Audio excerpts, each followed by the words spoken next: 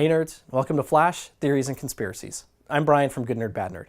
This week on Flash we had the first of a two-parter episode about Gorilla City, and it was a great episode. Grodd is a really great character. They've done a really good job with him.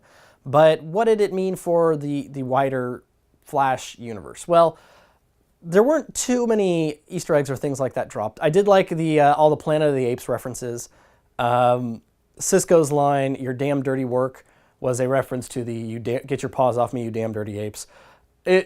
Just even Julian's excitement at going to a Planet of the Apes. He was really excited about that, and obviously he's in the new was in the new Planet of the Apes series that's been the new trilogy, the Rise of Planet of the Apes and all that.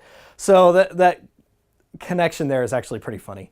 But the one character that is new this week that we should really talk about is Solovar. Solovar is for the most part within the comics, he is the unquestioned leader of Gorilla City. He is renowned for his wisdom and his mental abilities. In the comics, he was actually the first of Gorilla City to have those kind of telepathic abilities, and Grodd was his rival, and oftentimes was constantly in conflict with him for control of Gorilla City.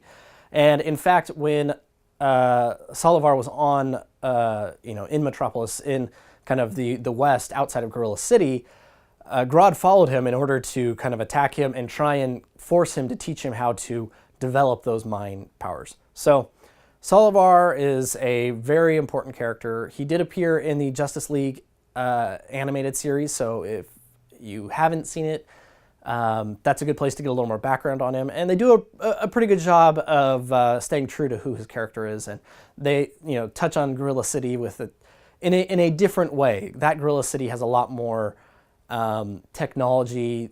They actually talk, which that's kind of true to the comics as well. They actually talk, but all in all, it was a really good representation of the character, especially then at the end learning that he didn't want to go to war with humans, but Grodd had tricked Barry into showing how dangerous humans could be. So that was nice to see him, and they kind of had to bring him in for as important as this episode is.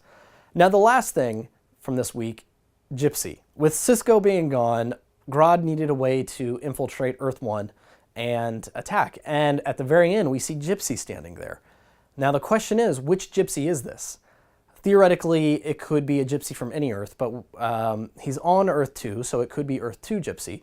But my guess is this is actually the Gypsy we know, Earth 19 Gypsy, and she's been kind of keeping an eye on Cisco, following him around, and when she came to Earth 2, kind of retracing his steps, finding out what he was doing, that's when she got caught by Grodd. And it was pretty obvious to tell, in my opinion, that she was under his telepathic control and that he would use her to open up a breach. So, what do you guys think? Do you think this is Gypsy from Earth 2 or Gypsy from Earth 19? Let me know in the comments below and what you are looking forward to for the second half of this two-parter.